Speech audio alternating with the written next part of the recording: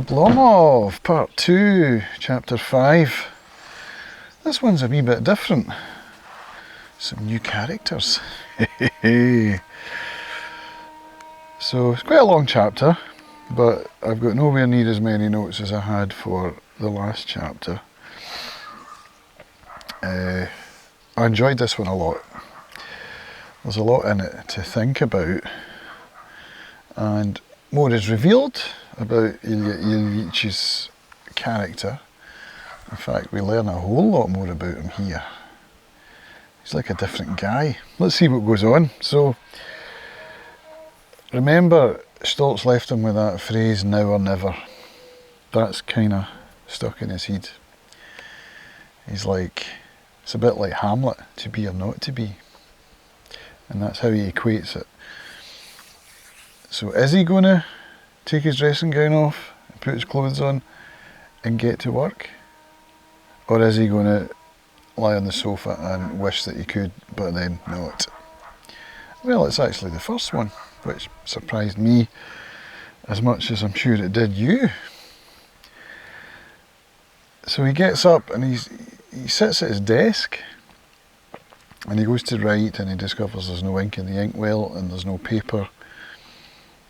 And remember, his room's covered in dust and cobwebs, and he finds himself writing Oblomov in the dust on his desk. So it's on his mind, these words that Stoltz left him with in the last chapter. They're sinking in. So he starts to imagine what the first step might be, how he's going to get moving. And he thinks to himself of all the things Stoltz would say to him. And it's actually quite overwhelming. It's actually overwhelming to read, never mind to imagine oneself doing. It's just basically doing all the things. And then that's kind of what it's like now as a content creator, or as a parent, or as a person who has to go out and work, or as a family member, a husband, a wife. It's the modern day malaise, I think, which we soothe with the usual things. Social media is a big one that's in the news just now, that kids with mobile phones is destroying their social lives in a lot of ways, and that's a whole other topic. We don't need to get into that. My point is, though, that it's the universality of what's being discussed here. It hasn't changed. The things we use, the procrastination tools we have changed, but the psychology behind it is the same as ever.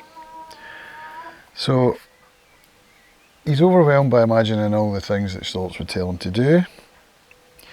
And then he says to him, in a word, Stoltz would say, get moving. And that's how it will be for life. It will mean goodbye to the poetic ideal of life. More like a life sentence in a blacksmith shop than a life. Constantly surrounded by flames, smoke, heat, din. When would there be time for living? Maybe I'd be better off staying where I am. So that's what he's thinking to himself, and I can relate to that. But then I got to thinking, well, is the life that he's got now, is that the poetic ideal? It's not really, is it? Because remember, he told us in the last chapter what his poetic ideal life would look like. And that was a house in the country with a wife and kids. He's not going to get that by sitting at home and not going out to meet anyone. So, in order to achieve his poetic ideal, he's going to have to do something. And then it kind of jumps. It jumps forward, and we're told that 1 month passed, 3 months passed, and now he's dressing, he's reading, he's writing. Zachar's married Anicia, and the house is clean and tidy. He gets Anicia to clean the windows, get rid of the cobwebs. He opens the blinds himself, which haven't been opened since time immemorial. It's like, what a different guy, what's going on? And then we're told that he's now, he's in his dacha. I forgot to mention that. He's got himself a dacha.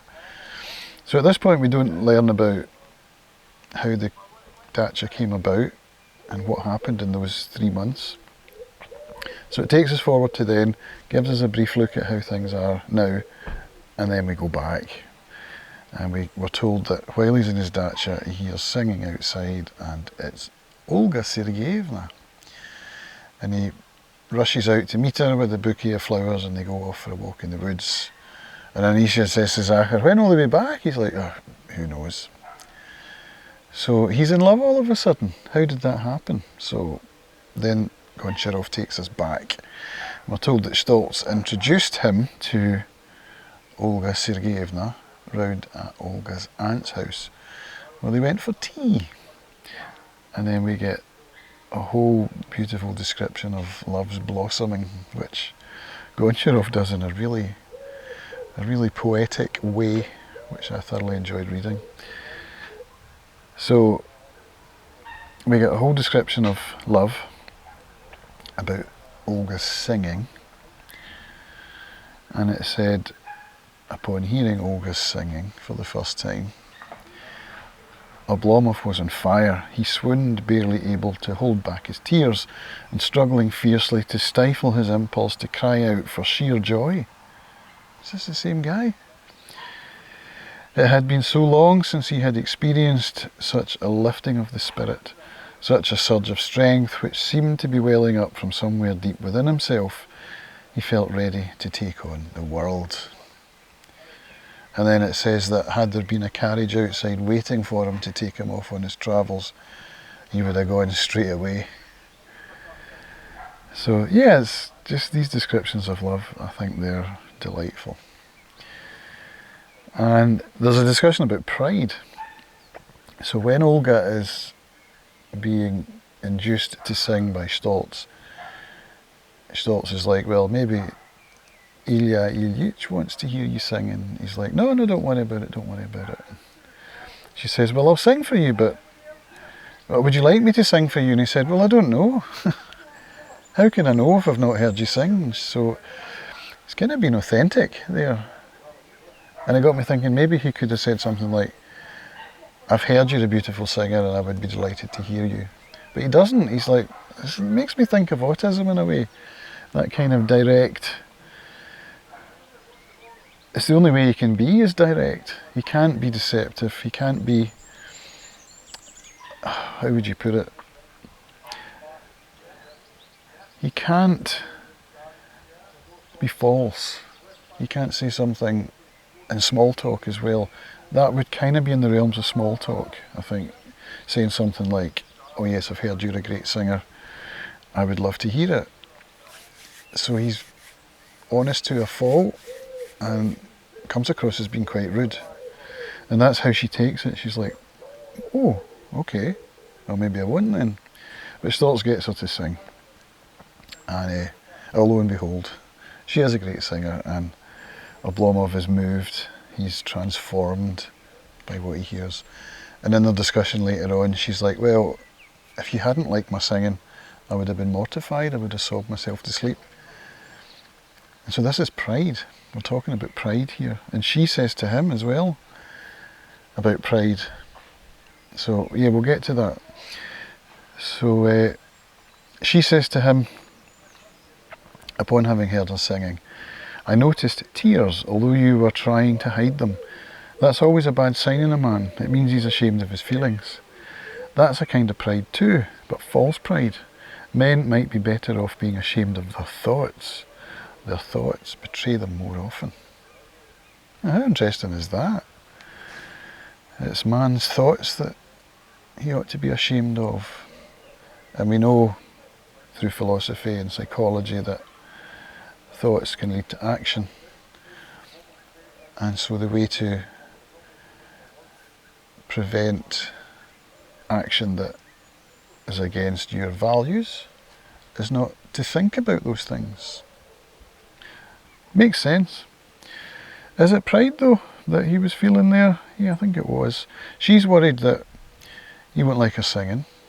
He's worried that she's going to judge him for wearing odd stockings. And it's like, who cares, you know? And it's like judgmentalism. Is that part of pride? Does pride encapsulate judgmentalism?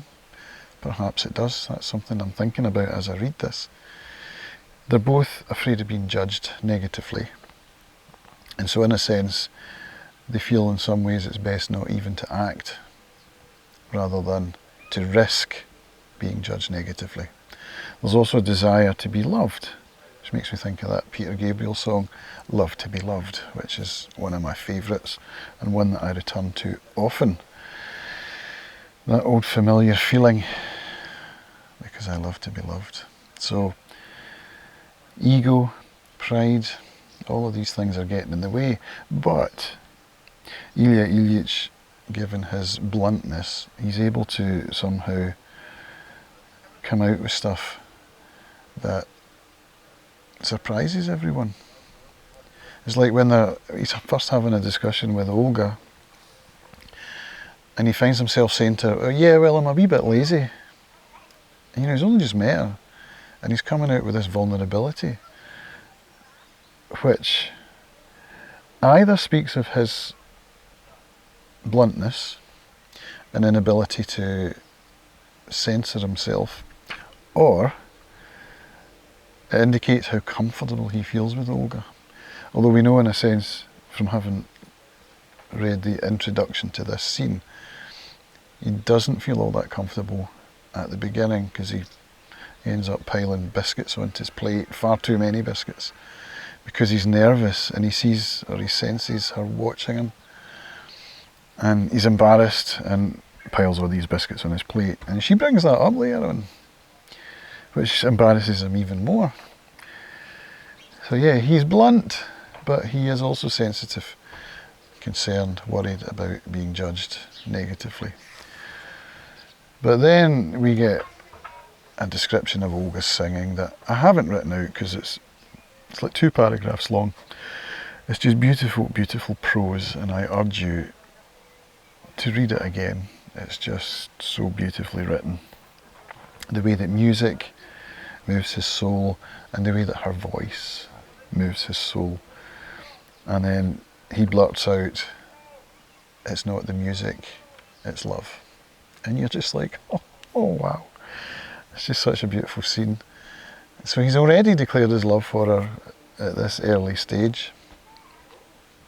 And Stoltz deliberately left them alone, I suppose, to give them a chance for this to blossom, to get to know one another without his chaperoning, I suppose, because he is a bit older than Olga, and there's a bit of a mentorship role there, a chaperone role. So it's yeah, he just wants to get out of the way and see what happens. So yeah, it was worth that, because love has blossomed. We'll see where it goes. Is it going to be enough to get Ilya Ilyich out of this Oblomov Sheena? Is it? What do you think? See you in the next one.